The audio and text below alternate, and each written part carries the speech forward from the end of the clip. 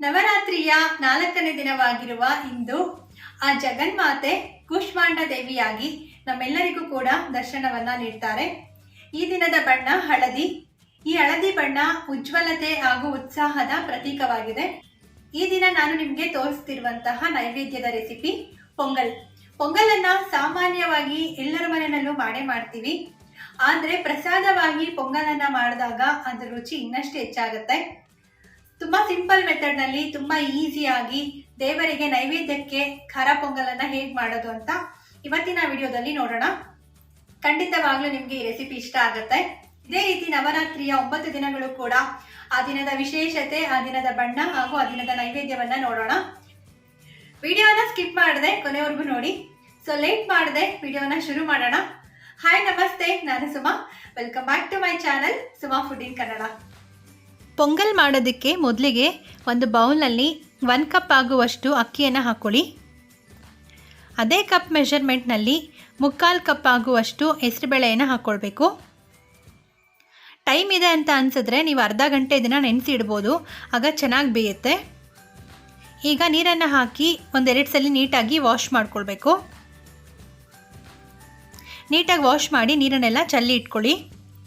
ಈಗ ಒಂದು ಕುಕ್ಕರ್ನಲ್ಲಿ ವಾಶ್ ಮಾಡಿರುವಂತಹ ಅಕ್ಕಿ ಮತ್ತು ಹೆಸರುಬೇಳೆಯನ್ನು ಹಾಕ್ಕೊಳ್ಳಿ. ಈಗ ಇದಕ್ಕೆ ನಾವು ಯಾವ ಕಪ್ನಲ್ಲಾದರೆ ಅಕ್ಕಿಯನ್ನು ಮೆಷರ್ ಮಾಡಿದ್ದೀವೋ ಅದೇ ಕಪ್ನಲ್ಲಿ 4 ಕಪ್ ಆಗುವಷ್ಟು ನೀರನ್ನು ಹಾಕ್ಕೊಳ್ಬೇಕು. ಈ ರೀತಿ ಒಂದೇ ಕಪ್ನಲ್ಲಿ ಅಳತೆಯನ್ನು ಮಾಡ್ಕೊಳ್ಳೋದ್ರಿಂದ ನಿಮಗೆ ಅಳತೆ ಪರ್ಫೆಕ್ಟಾಗಿ ಬರುತ್ತೆ. ಈಗ 1/4 ಟೀ ಸ್ಪೂನಷ್ಟು ಅರಿಶಿಣ ಹಾಕ್ಕೊಳ್ಳಿ. 1 ಟೀ ಸ್ಪೂನಷ್ಟು ಉಪ್ಪು. ಈಗ ಕುಕ್ಕರ್ ಕ್ಯಾಪನ್ನು ಕ್ಲೋಸ್ ಮಾಡಿ 2 ವಿಷಲ್ ಇದನ್ನು ಕೂಗಿಸ್ಕೊಳ್ಬೇಕು. ನೋಡಿ, 2 ವಿಷಲ್ ಆಗಿದೆ. ಹೇಗೆ ಬಂದಿದೆ ಅಂತ ಚೆಕ್ ಮಾಡೋಣ.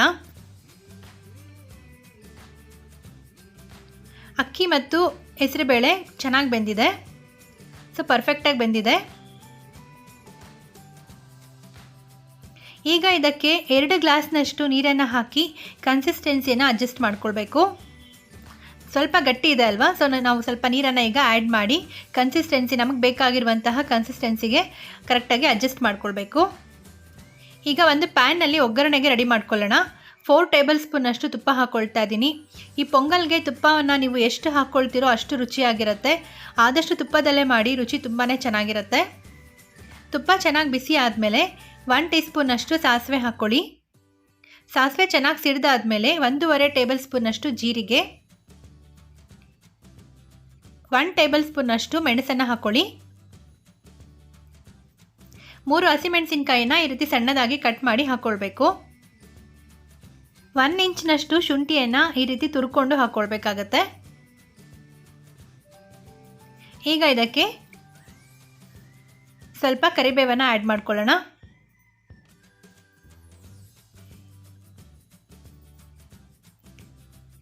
ಈಗ ನೀಟಾಗಿ ಮಿಕ್ಸ್ ಮಾಡ್ಕೊಳ್ಳಿ.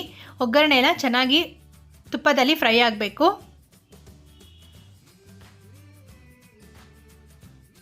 ನೋಡಿ, ಈಗ ಒಗ್ಗರಣೆ ಎಲ್ಲ ಚೆನ್ನಾಗಿ ಫ್ರೈ ಆಗಿದೆ. ಈ ಒಗ್ಗರಣೆಯನ್ನು ಈಗ ನಾವು ಬೇಯಿಸ್ಕೊಂಡಿರುವಂತಹ ಅನ್ನ ಮತ್ತು ಹೆಸರುಬೇಳೆಗೆ ಸೇರಿಸ್ಕೊಳ್ಬೇಕು. ಒಗ್ಗರಣೆಯನ್ನು ಸೇರಿಸಿದಾದ್ಮೇಲೆ ನೀಟಾಗಿ ಮಿಕ್ಸ್ ಮಾಡ್ಕೊಳ್ಬೇಕು.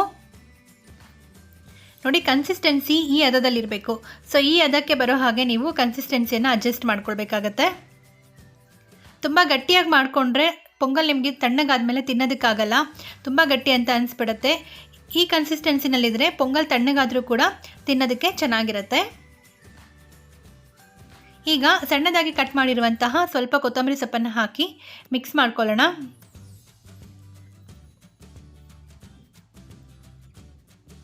ಈಗ ಪೊಂಗಲ್ ರೆಡಿ ಆಗಿದೆ.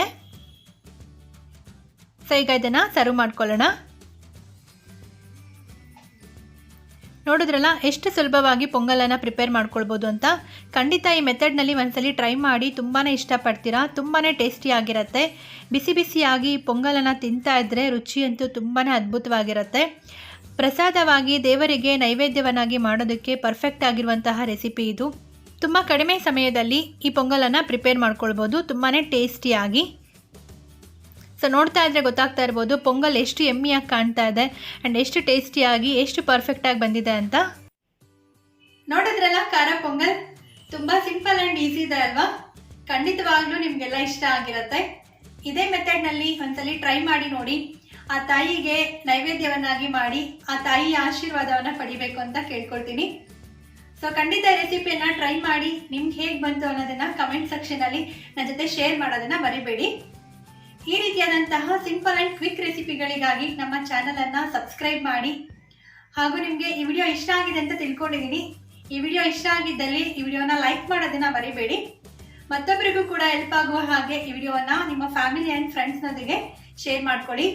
ಮತ್ತೆ ನಾಳಿನ ವಿಡಿಯೋದಲ್ಲಿ ನಾಳೆಯ ವಿಶೇಷತೆಯೊಂದಿಗೆ ಮತ್ತೆ ನಿಮ್ಮನ್ನ ಭೇಟಿ ಆಗ್ತೀನಿ. ಅಲ್ಲಿವರೆಗೂ ನಮಸ್ಕಾರ.